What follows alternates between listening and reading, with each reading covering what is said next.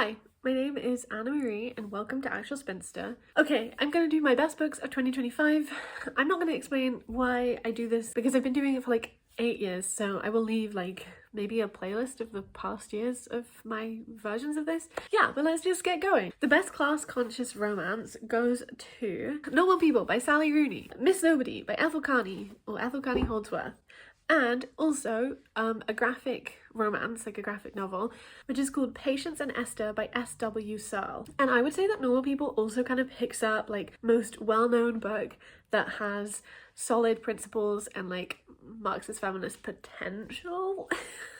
Strangest, like folksy, medieval vibed political kids fantasy series, which is like a really strange mix, goes to The Dalemark Quartet by Diana Wynne Jones, but specifically the first two, which are the ones that I read this year. So that's Cart and Quidder and Drowned Amit. Best book in a kids series, I think, has to go to maybe The Penultimate Peril or perhaps The Vile Village by Lemony Snicket, or the first book in the Out of Hitler Time series, which was When Hitler Stole Pink Rabbit by Judith Kerr, which also picks up best book about learning new languages because you had to flee the Nazis. The sweetest young adult book goes to The Sapling Cage by Margaret Killjoy, and also Elatsway by Darcy Littlebadger. Best book about desperately wanting to be part of something in a completely non-freakish, very normal heterosexual girl way, that's sarcastic, goes to The Member of the Wedding by Carson McCullers, which I think also does get dykiest summer book. The grossest dykiest book probably has to go to Milk Fed by Melissa Broder, which also picks up most fun book about eating disorders, healing, and the eroticism of a fat woman / being fat. I also think it does kind of get like best book about like Jewish dreams and golems, because like I just have to mention golems because I love golems.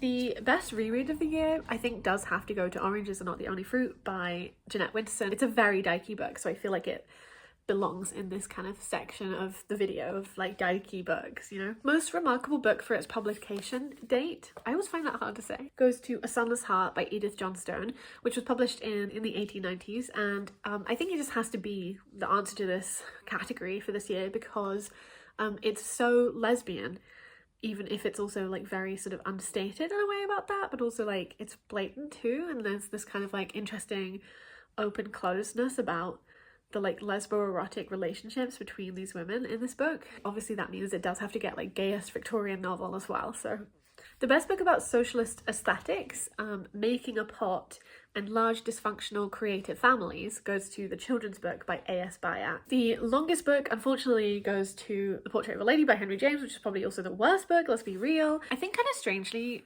but I think it is true. For the most thought-provoking book, I'm going to go for Jewish Life and Culture in Norway, Wergeland's Legacy, which is edited by Anne Sass. It's not necessarily the like book itself, but it's more like the thoughts that the book pushed me to have and some of the conversations I had and just like thoughts I then had about like Jewish life in Norway, I guess, and Jews in Europe in general. I think best writer of the year might have to go to Lemony Snicket or Daniel Handler because I read like 4 of his books, but I also feel like maybe Elif Batuman could be like best writer of the year, or Jacqueline Mesnil Amar, who like specifically also does definitely get best translated book with Maman, What Are We Called Now, translated by Francine York, and it also definitely gets most electrifying account of the emancipation of Paris in 1944. The best non-fiction about experiencing the generosity and frustration of the Spanish Civil War has to go to Homage to Catalonia by George Orwell, which also gets like worst word for me to say,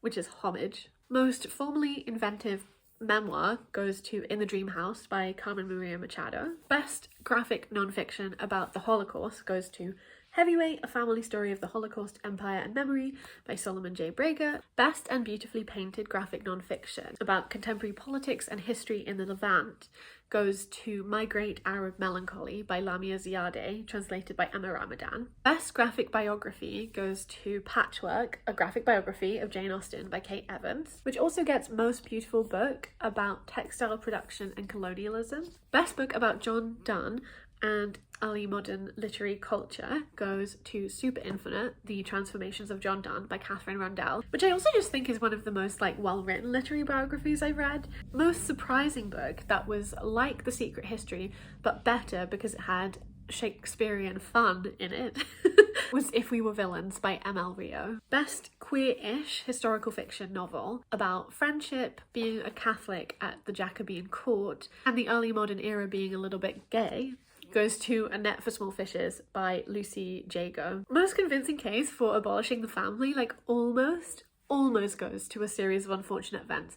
I don't think it like really sticks the landing, but it's like almost there. Obviously this is Actual Spinster, so the best book about spinsters I think goes to Olivia by Dorothy Strachey, A Sunless Heart by Edith Johnstone, and also maybe in a kind of like proto way, The Member of the Wedding by Carson McCullers. They all like have a kind of spinster vibe, even if they're not necessarily directly about like spinsters in themselves. Best character study and book about wife selling goes to The Mayor of Casterbridge by Thomas Hardy, which is also like not as like horrific as you would imagine it to be, considering the very beginning does start with someone selling their wife. I think the most charming protagonist has to go to Selin in Either Or by Elif Batuman, which also definitely gets most compelling case for becoming obsessed or becoming obsessive and curious about Eastern European literature and languages, and also sex. And I think it kind of does have to have like a bonus win for like best book about emails. I think most recommended goes to My Great Arab Melancholy, When Hitler Stole Pink Rabbit, Milk Fed, and also Heavyweight. But I actually kind of feel like, thinking about it, probably Heavyweight wins by quite a lot, because I feel like I've talked about it to people throughout the whole year. So most disappointing goes to The End of Days by Jenny Erpenbeck, and also When the Museum is Closed by Emi Yagi. Best zine has to go to like a zine maker, because I got so into their zines, and that is Tiny Rat Magic is their like name, and they have this zine series which is Little Bits. So I have issue 9, 8, 7 and 6. And also they made a zine series called Brain Fart, which I also loved. Let's see, I think this one has to be my favourite because it's Halloweeny. Best film adaptation definitely goes to Are You There, God? It's Me, Margaret.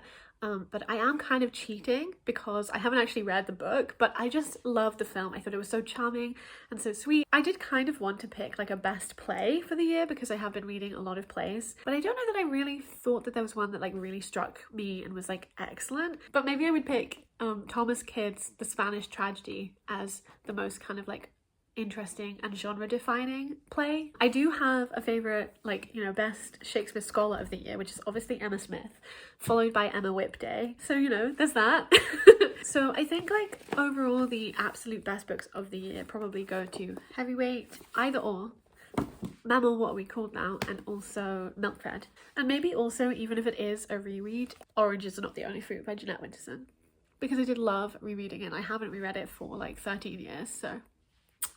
I was kind of sad that there was like no punkier stuff this year, and there was some engagement with archives in terms of like Heavyweight, but not very much. And so I would like to once again read archival books and also punk books, and maybe there's a cool punk archival book. But yeah, I think that's everything I had to share. I would love to hear your thoughts about any of the books that I spoke about. I will also say I am collecting requests for book recommendations based on your favorite color again for this year. So if you would like to participate in that, I will leave a link to the like post that I made about it, and then you can comment there.